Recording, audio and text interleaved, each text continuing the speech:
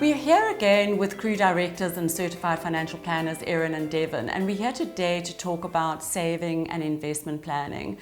At Crew, we believe in taking a strategic approach to investment planning. So we're going to unpack that a little bit more today. Dev, can we start with you?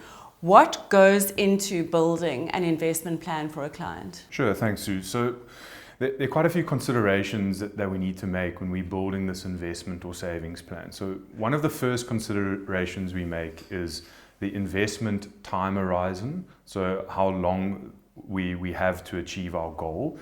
And ultimately this talks to whether it's going to be a savings plan or an investment plan. Is it a short-term savings plan where we're looking to protect our purchasing power and ultimately keep pace with inflation and not go backwards?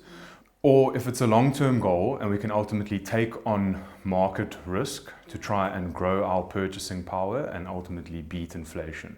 This consideration then basically talks to your investment choice. So if it's a short-term savings plan, we would look at investing in something like a money market fund or an income fund. Or if it's a long-term investment plan, we could potentially look at investing in something more aggressive like an equity fund.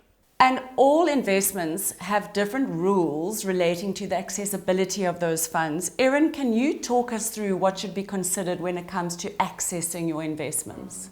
Absolutely. I think a good understanding of the product that you're actually investing in is crucial, because if you know that you need to access these funds, let's say for example before retirement, a retirement annuity or a retirement fund is not going to be an appropriate product. It's got very limited accessibility pre-retirement. Whereas if you know that you need to access these funds regularly, something like a unit trust would work quite well because it's quite open and flexible in terms of what you can put in and how you can withdraw your money from that fund. So a good understanding of the product, the rules around when you can access, how you can access that fund will just help guide you as to what the appropriate solution would be for you. Another factor to take into account when building your investment portfolio is tax efficiency. So Dev, can you talk us a little bit about tax efficiency in your investment portfolio? It's a very important consideration. No one likes paying unnecessary tax, but it's more than just understanding the products and their certain rules around tax. A starting point is to understand someone's own tax as well, because when we understand our own tax situation and the tax rules around the various products, we're able to make an appropriate choice. So let's take a retirement annuity for an example that Erin mentioned. So we all know that one of the biggest advantages in a retirement annuity is the tax deductible nature of the contributions. However, if someone's not earning enough to actually be in a threshold where they're paying tax, it might not make sense.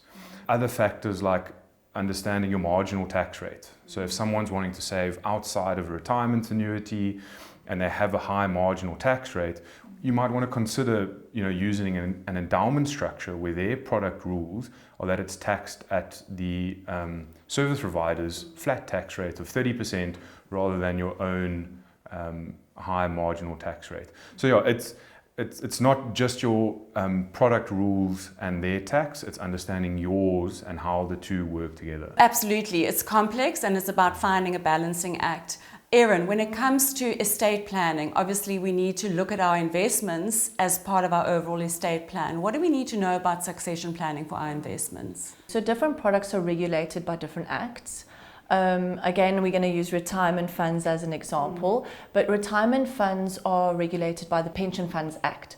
So when they pay out, the payments and the distributions are dealt with in terms of Section 37C. And what this means is that the trustees have discretion as to who can receive these funds. So an endowment, for example, you can nominate a beneficiary and the payment will be made to that beneficiary.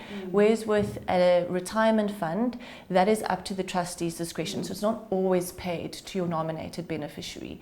There are also tax benefits. So retirement funds will fall outside of your estate and will not attract estate duty, whereas something like an endowment would form part of your estate and attract estate duty taxes. And I think this is why it's so important for people to understand the nature of their investments, because not all of your investments fall within your estate.